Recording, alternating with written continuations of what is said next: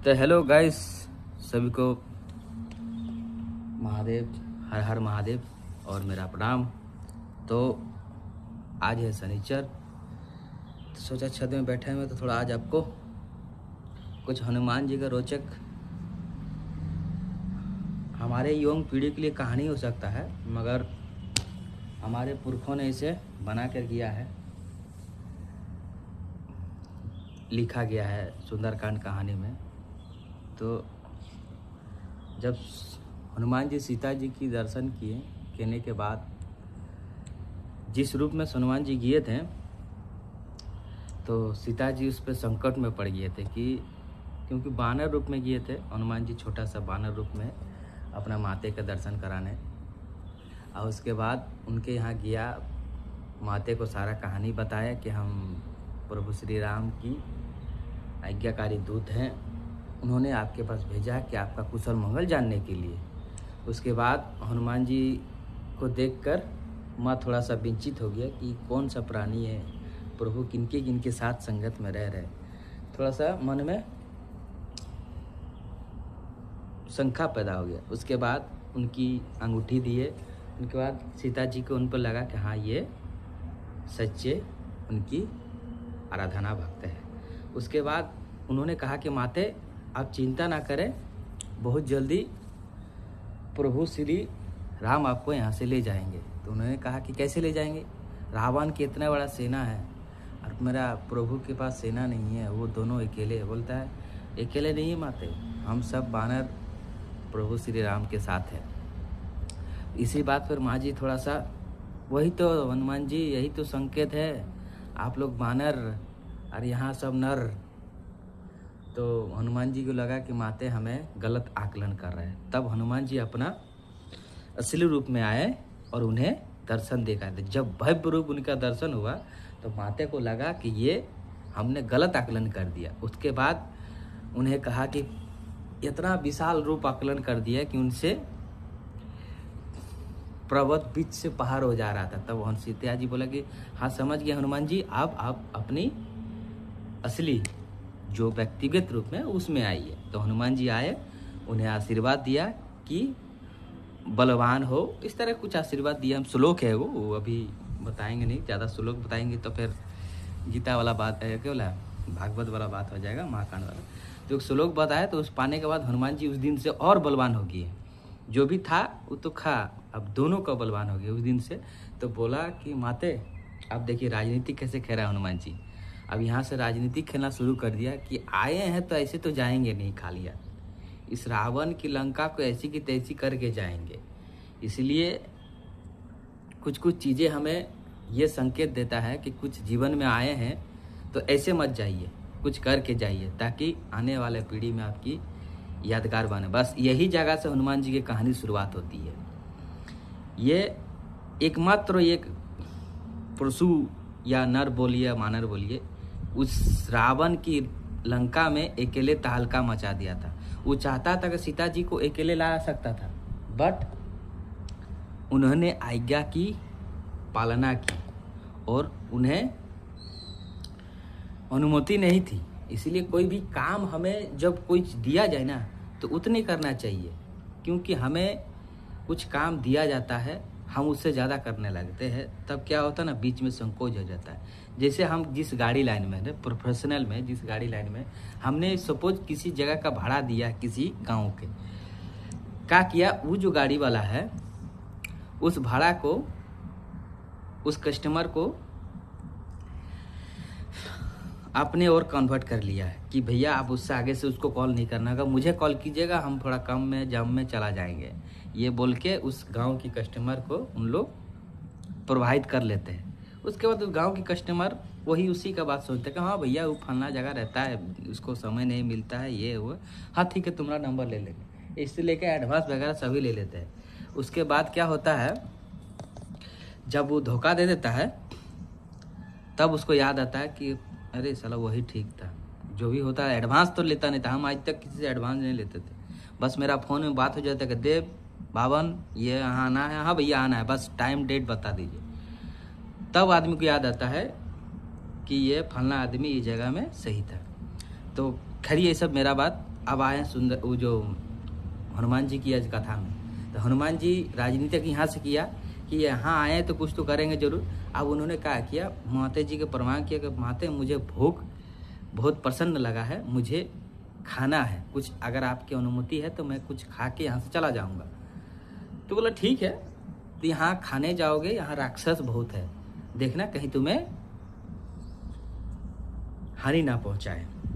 ये बोल के माते बोला ठीक है, कुछ फल सेवन करो और अपना प्रभु श्री राम के पास जाओ, मेरे मैसेज पहुँचाओ कि उनकी जो भी है कार्यक्रम कर रहा है जल्दी करे, मुझे यहाँ घुटन सी महसूस हो रहा है, मुझे यहाँ से जाना है, क्योंकि जितना दिन ढल रहा है मेरी विनम्रता और बढ़ती जा रही है। तो बोला ठीक है माते, मैं आपकी संदेश प्रभु श्री राम को पहुँचा दूंगा। ये बोलकर उन्होंने वहाँ से किसी और वृक्ष में गया तो देखा बहुत सारा फल लगा हुआ। फल तो खाया पेट भर के मन भर के। आप बोला कि आप किसते हैं, खेला।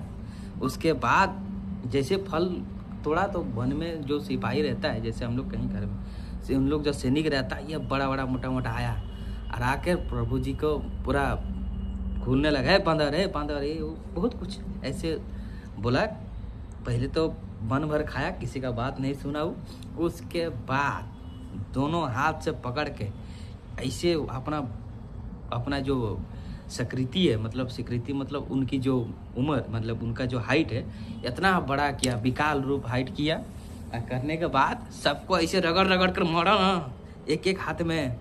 ये कांड हमको लगता है सब कोई रामायण में नहीं बताएगा, मगर हम लोग क्या है ना, कुछ कुछ चीज़ें पढ़ते हैं तो हमें अच्छा लगता है, और हमें ये चीज़ आप लोग को इसलिए बताना ठीक लगता है कि कुछ कुछ कहानी अगर हमारे से बच्चों लोगों को पता चले तो उनको भी रोचक आए कि ये सब हमारी पूर्वजों ने जो कहा ये सब लिखे है हमारे देवताओं के लिए, ये बहुत मनोरंजक कहानी लिखा था। उनके बाद पकड़ पकड़ के एक एक हाथ में कम से कम, इसमें 3 गो उसमें 2 गो पकड़ के ये ऐसे ऐसे गाछों लकड़ी में रगड़ा है, सबकी ऐसी की तैसी कर दिया। लाखों दर्जनों लोग को 10 मिनट में एकदम, मतलब उस समय तो समय नहीं होता 10 मिनट बोले, उस वक्त उन्होंने चुटकियों में सबकी बैंड बजा डाला।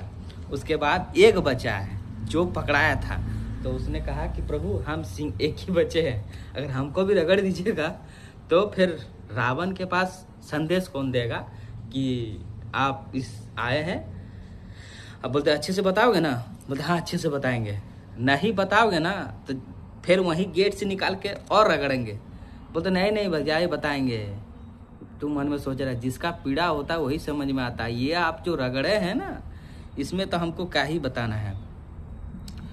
उसके बाद क्या बताएं, उसके बाद वो गया रावण के पास। रावण के पास जाने के बाद उन्होंने रावण को बताया कि महाराज वन में एक अब मैंने ऐसे परशु आया है जो ना नर है ना बानर है, बहुत विकाल रूप पकड़ के सभी सैनिक को आपका मार दिया, और आपने जो बागान को सजा कर रखा है 10 मिनट में सब उजागर कर दिया, बागान की ऐसी की तैसी कर दिया। तो बोलता तुम लोग क्या कर रहे थे, बोलता हम लोगों से क्षमता नहीं हुआ, हम लोगों को सैनिक का जो रगड़ाई किया है ना, और हम ही को पता है, मेरा पिछवाड़ा रगड़ के उसका ऐसे कर एकदम रगड़ा उसको एकदम रगड़ के उसकी धज्जिया उड़ा डाला। ठीक है, उसके बाद उनका ये हुआ। तो उस वक्त उनका जो पुत्र है, आकाश नाम है, पुत्र वहीं खड़ा था। बोलते हैं पापा हम जाते हैं देखते कौन बानर है। तो बोलता ठीक है जाओ, और जाके उसको पकड़ के खूब रिलाई करो। तो रिलाई करने के बाद चला गया। तो जैसे देखा कि हाँ बहुत विशाल रूप पकड़ के पूरा वन में घूम रहा है इधर उधर, पूरा पेड़ उड़ उखाड़ दे रहा सब इधर उधर, किसी को मिल रहा तो पेड़ से मार धर्रा के फेंक के उधर चला जा रहा है। तो उसने कहा कि जल्दी से अपने विकाल रूप से नीचे आओ, मैं लंकापति दक्ष का बेटे आकाश। तो बोलते क्या करें हम, आता है ना मेरा बाण से तुम मरने के तैयार हो जाओ। ऐसे जैसे बोला तो एक पेड़ उठा कैसे मारा कि एकदम सीधा उसका जो रथ से आया था वो जाके उधर गिरी। फिर पूरा दोनों में मानामानी हुआ। अक्षय भी बहुत अच्छा फाइटर, जैसे लड़ाकू जो, उनके पास बहुत ज्ञान था। अगर उस वक्त अगर उनकी मानसिकता थोड़ा मानसिकता ठीक रहता तो आज उनकी जगह उनकी पापा की ये था। तो बस पापा का आज्ञा का पालन करने के चक्कर में वो बेचारा बलि चढ़ गया। उसके बाद आकाश दोनों पूरा झपड़े झुपड़े हुआ, मारा झिगड़ के धरात लेके नीचे गिर गया पूरा। क्या बोलते हैं, होता नहीं वो लड़ाई के बाद, और उसके बाद झूठे एक बार मूर्छित होकर नीचे गिर गया, मारा एक किल धपाक से करके आकाश को। तो भी बलवान आदमी था, उतना बड़ा मुक्का भगवान हनुमान जी का सह लिया, समझ रहे ना हैं। तो मारा एक मुक्का तो झमड़ा के बेहोश होकर नीचे गिर गया। जैसे नीचे गिरा अब हनुमान जी पक्ष ऊपर पेड़ पे चढ़ गया, पेड़ पे चढ़ कर ऐसे करके बैठा हुआ है। अब बैठा हुआ है, फिर वो देख रहा है कि आकाश देख रहा है कि कहाँ गया, ये नजर नहीं आ रहा, देख रहा ऊपर बैठा, आई तो रहा, ये तो ऊपर ही बैठा है रे, अब पता नहीं क्या होगा, इसीलिए पापा बोल रहा था थोड़ा सावधानी से करो। अब जैसे बोला फिर उठा, बांध लिए के फिर गया, तब हनुमान जी नीचे उतरा, पेड़ उखाड़ कर उनके ऊपर ये कर दिया। जैसे उनके यहाँ किया, उनकी मृत्यु होगी। मृत्यु होने के बाद भगवान जी उनके साथ कहा कि ऐसे ऐसे बात है, अगर आप श्री प्रभु जी का साथ देते, अगर पापा की जो भी कर्म है उन्हें अगर आप जान लेते तो आज इस तरह की मौत आप नहीं है। मगर आप बहुत बलशाली योद्धा थे, क्योंकि मैंने बहुत योद्धा से लड़ा हूँ। आप जितना सहे हैं, मेरा परिक्रमा, मेरा जो प्रकाश आपने सहे हैं, मैं आपको बहुत बहुत धन्यवाद देता हूँ। मगर क्या करें, हर चीज़ की गलती होती है। हनुमान जी कोई असाधारण व्यक्ति नहीं था, वो महादेव की एक अंश, महादेव की एक परिकल्पना था। क्योंकि जब इस युग में आया था तो विष्णु जी और महादेव जी की यही लीला है। श्री कृष्ण जी बोलिए, विष्णु जी बोलिए, ये उनका ये लीला है। तो महादेव उनकी प्रोडक्ट में आया। इसके बाद मेघनाथ को बारी आया, तो मेघनाथ को फिर गया, संदेश मिला कि अक्षय नाम है, अक्षय मर गया।